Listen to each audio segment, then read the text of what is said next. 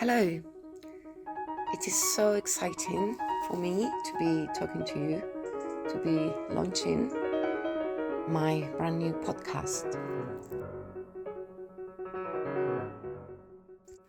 I'm particularly excited because it seems as though this project is happening to me.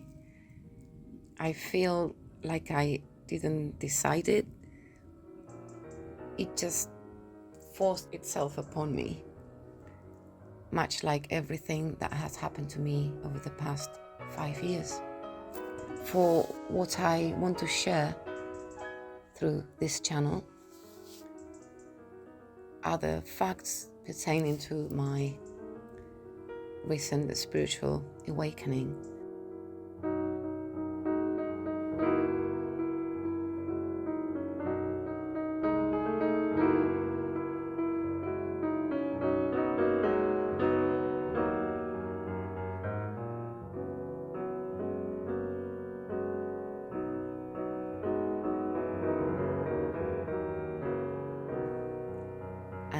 And spiritual awakening, it's certainly something that forces itself upon you, or at least it has happened that way for me.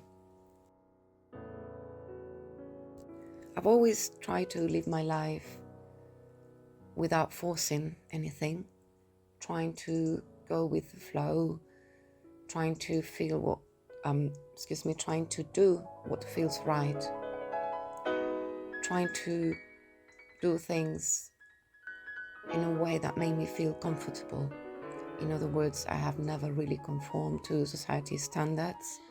I haven't done things for the sake of doing them the way they are supposed to be done. But, the ego has so many layers, and just when you thought you've seen them all, then you find more. And after you've uncovered those, then you see more.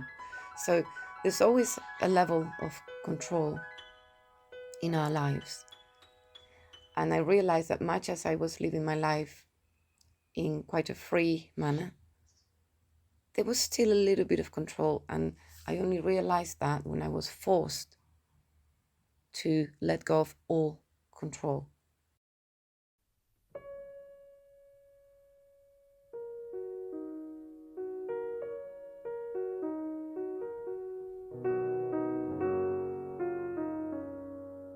Totally zero. And yes, let me emphasize that it was something that happened, that I didn't decide, and that I could not fight. And so I was going to say it all started with the dark night of the soul, but it didn't really, in the sense that things don't just happen overnight, albeit it might seem that way to our perception. But there's always a warm-up, and there definitely was a warm-up. There were changes in my life, subtle changes that were leading me there. And when I was ready, and only when I was ready, then the universe decided that I had to go through what I had to go through.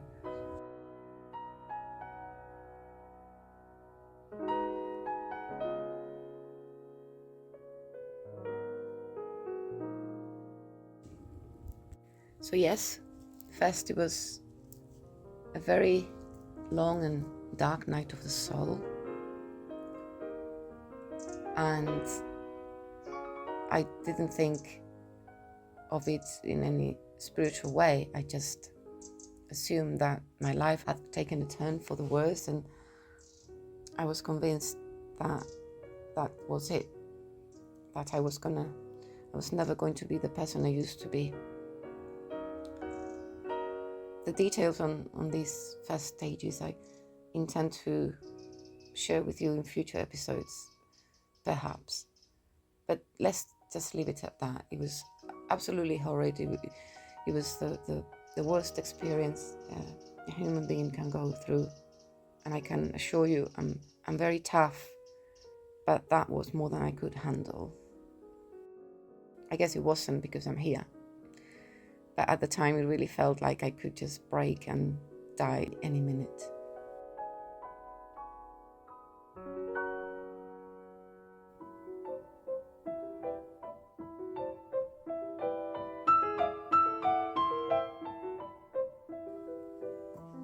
But being magical, as we all are, something in me pushed me to keep going, to try and find ways, to try and meet people who could help me.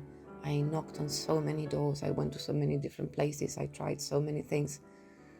I really committed myself to just, getting myself out of that mess without much faith, but with a certain amount of determination. That is all the determination I was able to gather. And I mean, it was quite a bit, but by my standards, it meant that everything moved really slowly. But then things happened. When I had a bit of a window, I would just feel compelled to take action. And I'm talking big actions like purchasing a home, moving about 4,000 kilometers from where I was living at the time. And all these steps brought me to the place where I am now, physically and spiritually.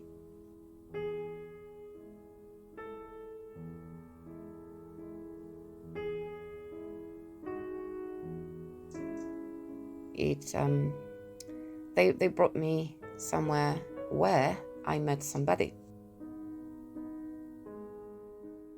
Now, this will be familiar to those who have heard or may even consider themselves to be in the midst of a twin flame journey. I really want to clarify, I do not like to use that label, twin flame or twin flame journey, because, to be perfectly honest, they sound a bit too kitsed to my ears and even tacky. And also, the Matrix has hijacked the thing. It has tarnished it, and it has turned it into something which is not what it really is. And to be perfectly honest with you, I don't know if this person can fall under the category of a twin flame. Are they really my twin? Are they really half of my soul? Or are they really another reincarnation of myself? In fact, I think I've discarded that possibility. I don't think they are another reincarnation of myself as a whole, but I do think they are complementary to my soul. And even though the pattern that gets activated when you meet such a person, it's recurring in everybody's life. And this is a fact that I would like to dwell upon in future episodes. Regardless of that fact, in other words, the idea that we are all constantly engaging with people who are complementary or opposite in a way doesn't detract from the fact that I believe there's only one person that will make you feel so intensely. So what you may experience, or I may have experienced or experience with so-called friends or co-workers or you name it, or even romantic connections in the past, it can be compared to the intensity of the feelings and emotions that are triggered when you meet this person.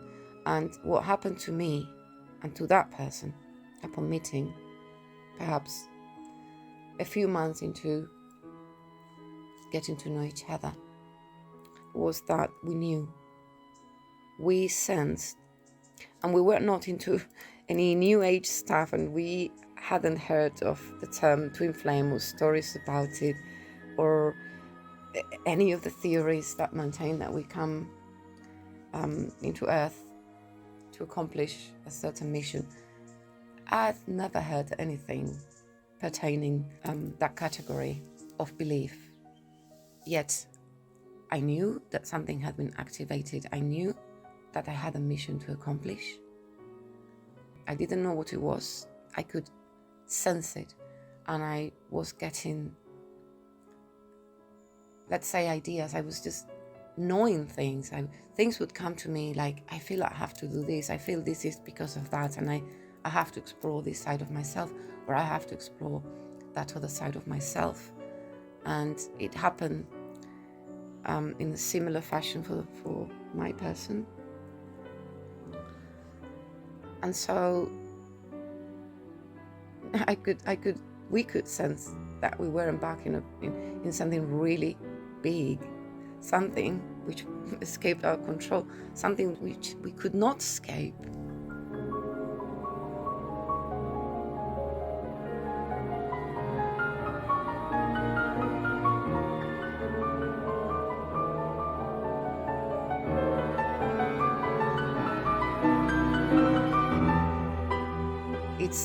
It's fascinating. It's absolutely amazing, and I have quite developed theory on why this happens, and that will be probably the material for the next episode or one of the first ones. This is really just an introduction. So I've been cultivating myself deeply for the past 5 years, but really intensely for the last year. And the last 6 to 7 months have been incredibly intense. Everything has moved really fast. And I've changed so much for the better, of course. And I've gained so much knowledge about spirituality, about who I really am, who I'm not. So I would be very pleased and honored to have you with me as we explore these subjects. You may find some bits of wisdom that enlighten you or help you or guide you, or even if a small seed is planted, who knows? Because ultimately I have to do this. Well, I'm pretty sure that I have to do this not for myself and not for my person, but for humanity as a whole. Now that sounds a little bit too grand. I don't mean that I am. I mean, we all have this, I don't want to use the word mission, but we all have that capacity. Yeah, that's it. And we all have that duty once we recognize that we have the capacity. It's part of who we are. And I do have a theory as to the whys.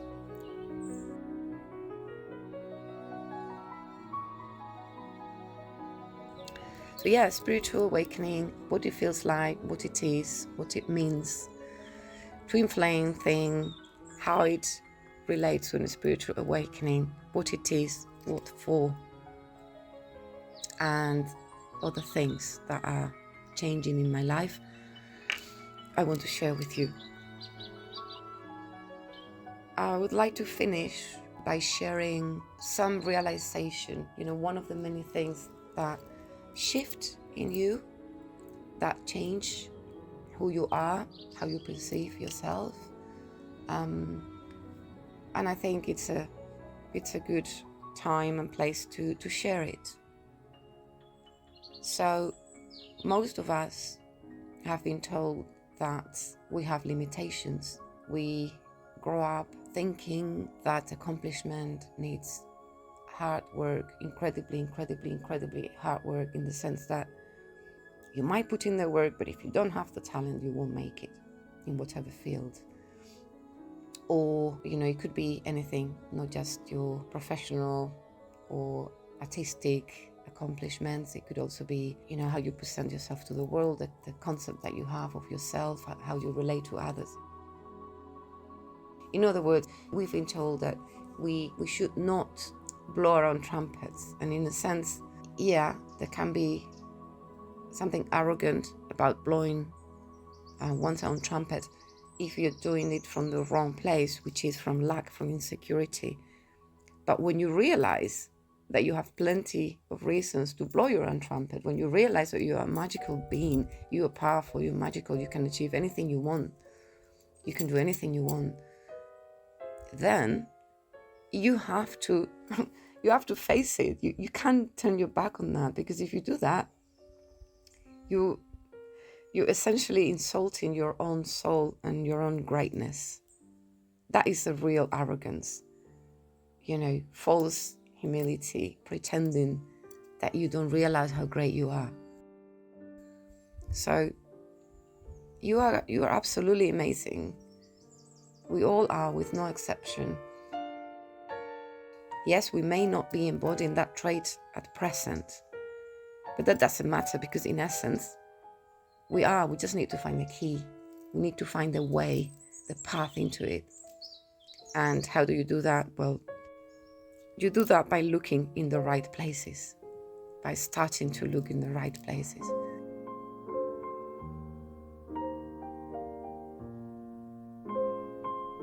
And once you get to that point, so much will magically change in your life.